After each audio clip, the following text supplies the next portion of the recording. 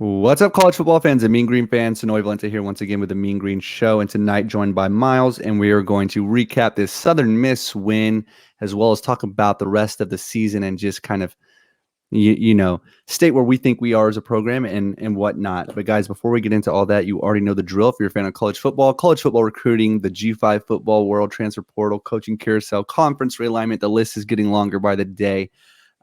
Be sure to consider hitting that like and subscribe button because that is truly all that we talk about. Also, do you guys think we're going to beat UTEP this coming up Saturday? Give me a Y for yes and an in for no in the comments below. All right, Miles, how's it going, man? It's kind of late when we're recording this, but what are your thoughts coming off of a back-to-back victories? Well, it was probably that was a bad team. I'm gonna go out there and say it. Southern Miss was a bad team. That was one of the worst teams I've This ever just seen in. play football. I mean, that was. I remember we played UTEP in 2017, and they won 0 games. I'm surprised Southern Miss won a game this year. That's how bad they are. They're on their 5th and 6th string quarterback. I mean, it's just North Texas needed to do that. The fact that they were down 14-0 had me sweating a little bit. I think everybody was sweating about that. But it was a much better second half. Defensively, they almost just won the game right there. I mean, 38 straight points unanswered, 2 defensive touchdowns, which is incredible. That's the first fumble recovery touchdown since 2017 in the bowl game. I think that's what they said.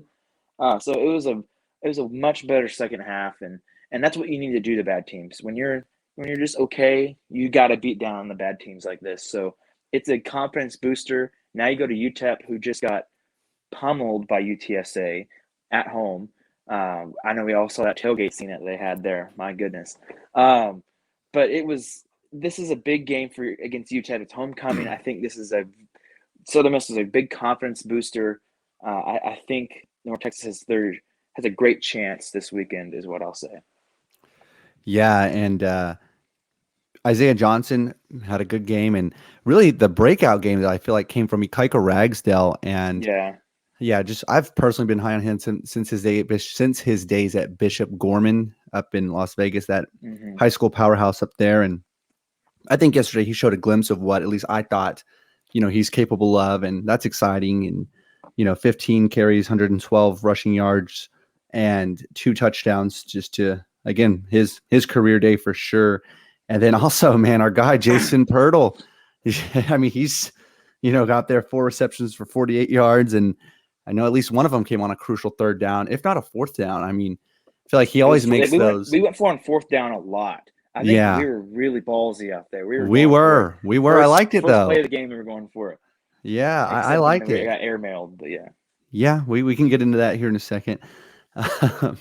But anyway, yeah, it's unfortunate for Southern Miss. They're literally, I believe, on their 5th string quarterback. So, I mean, what kind of season can you really expect to have when that's what you're dealt with? But, Jake Lang, I mean, he played. I mean, his stats were better than our guy, Austin Ani. So, I mean, doing the most with the least over there for sure.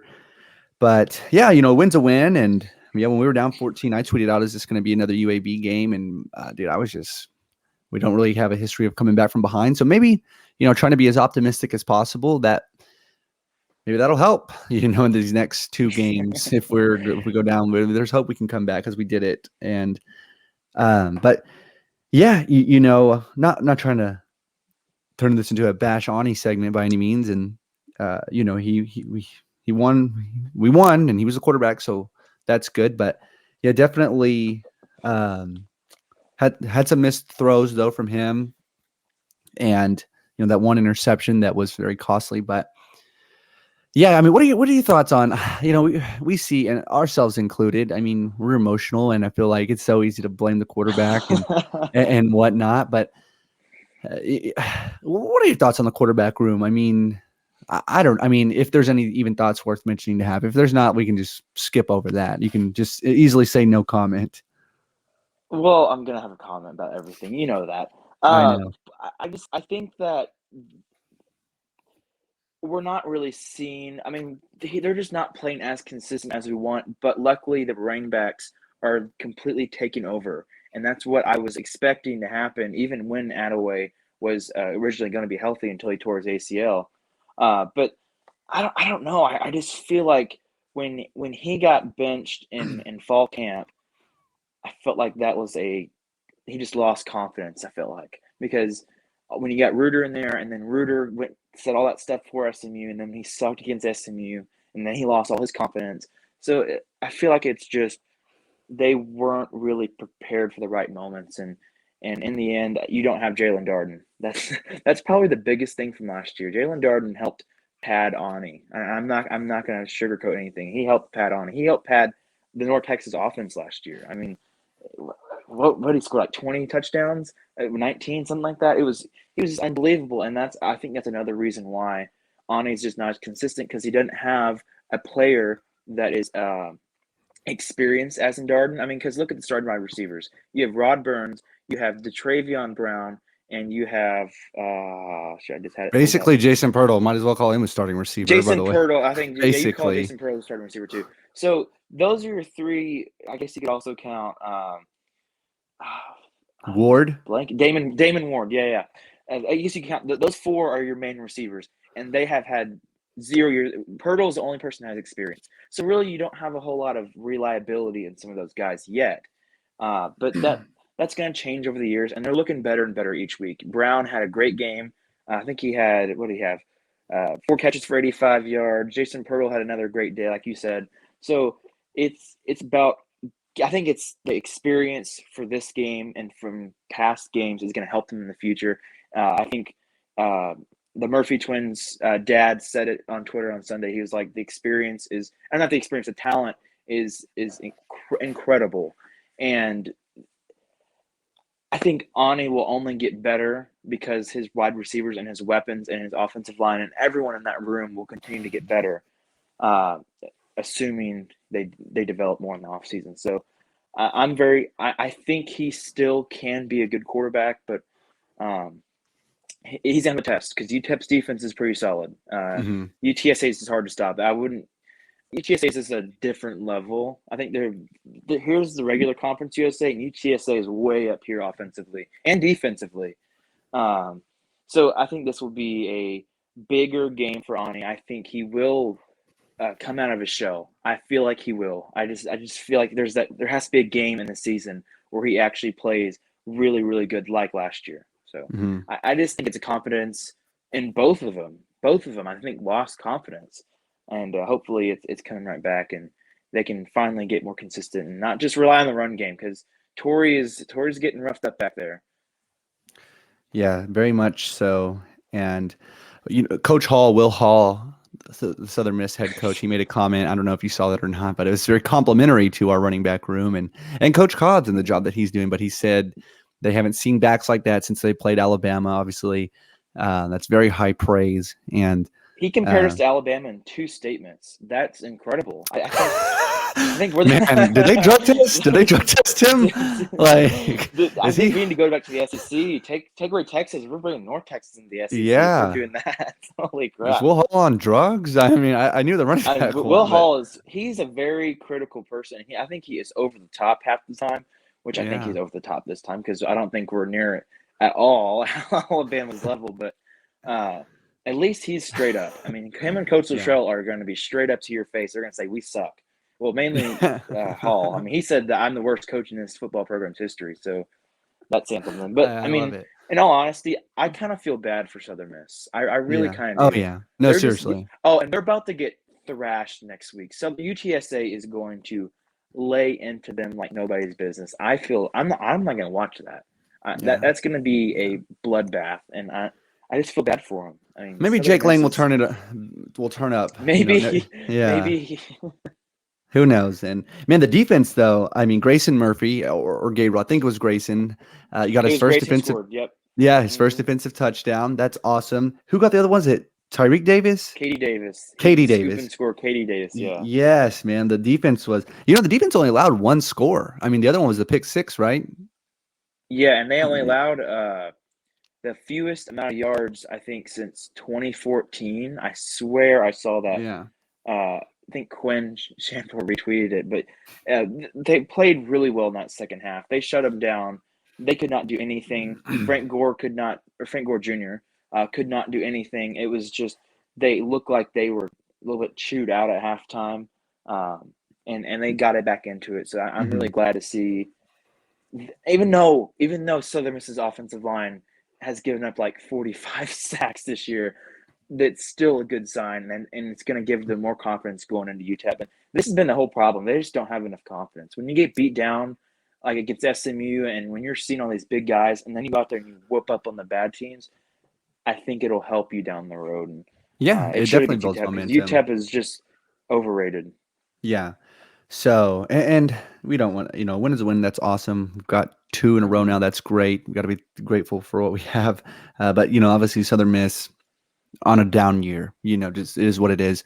So moving forward to this UTEP game, I mean, logically, man, I mean, do you think one thing, we were down 14, I was just upset from the standpoint. I was like, well, the season ends today, then it's just over. And, I mean,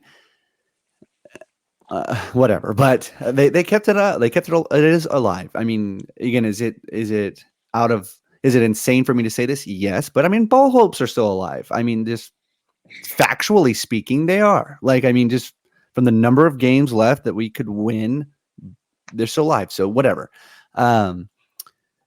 But again, if we would have lost that game, that would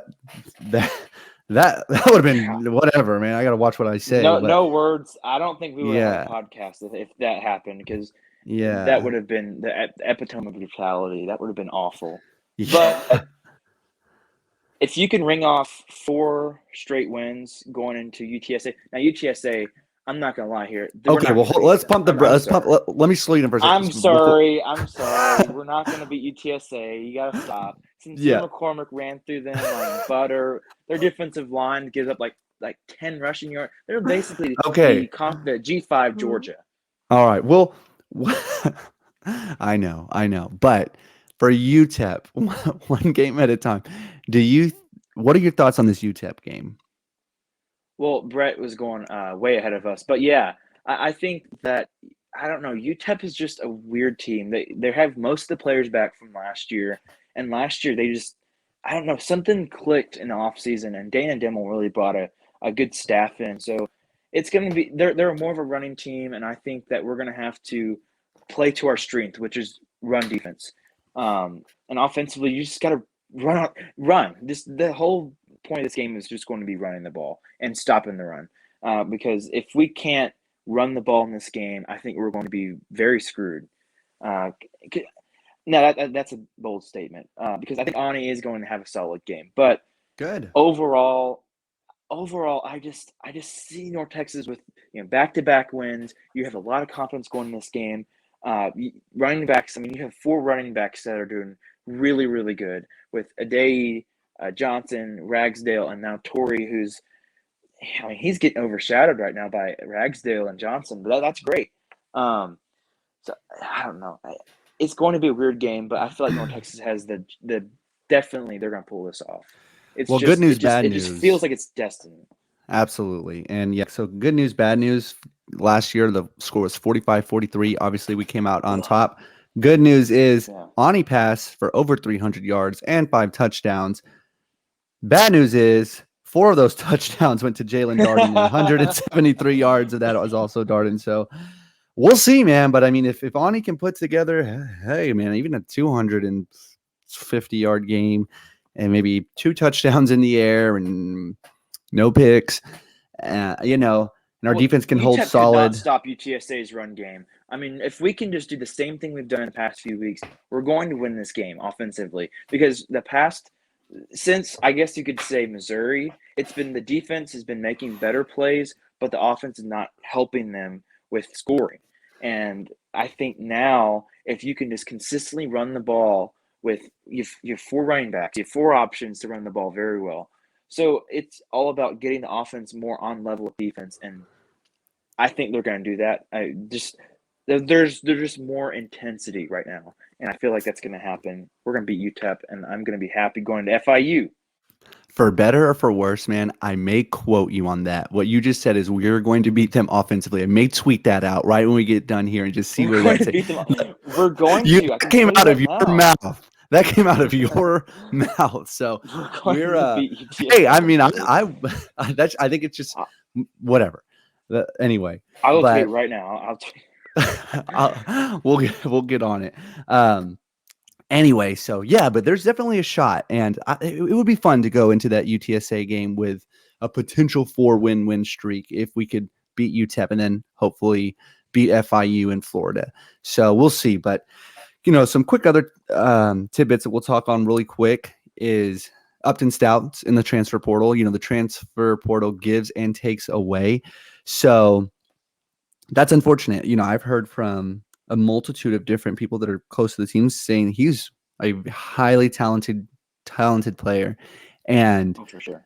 yeah, so again, it's unfortunate. You hear rumors about people putting their name in the portal potentially and whatnot. And but when it officially happens and it just, reality sets in, okay, we're not going to be able to keep him. And we'll see. It'll be interesting where he lands. I mean, he's definitely, again, very talented. I could see him landing in the P5s, and we'll see. We'll see Oh, how for that sure. goes. And but I guess on the positive side, it does free up another spot, and maybe we can go, test the portal too with our current coach or a new coach. We'll see how the chips fall. You know what I mean? And but yeah, so that'll be exciting. But a little bit of news there, and obviously we got a commit too from Cam Robertson. Am I saying the name right? Yeah. I think so. Out of Plano West, maybe. Plano. I think it's just Plano High School. Is that like? Just Is that a high Plano. school? I Yes. think it was either Plano or John Paul. Yeah. Plano, John Paul, something like that. But yeah, Yeah. he's really, really, really solid. Yeah. He got a long offer sheet, so that's good. And yeah, so that's a positive there. But anyway, Miles, so anything else we need to touch on before we hop off? Um, I'm really excited we got to commit. That's what That is. I I'm pretty sure I'm not. Never mind. I'm just very excited. He's very physical. He's very fast off the ball. It's good replacement for Vincent Page is what I'll say about that. And also basketball starts Tuesday. Oklahoma Christian at the Super Pit. That's what makes Yeah. me more excited right now. I mean, I'm really excited for homecoming. We have high hopes for this, but basketball, man, it's starting, and I have never been so excited for basketball season. Yeah, it's going to be exciting. Yeah, by the time this comes out, that'll be today. It will be 7:30 the game. So make it to the Hmm. Super Pit if you can. It should be a lot of fun. Um, Hmm. but cool. Well, alrighty, Miles. Well, as always, thanks for hopping on, and we'll talk soon. And go Mean Green. Go Mean Green.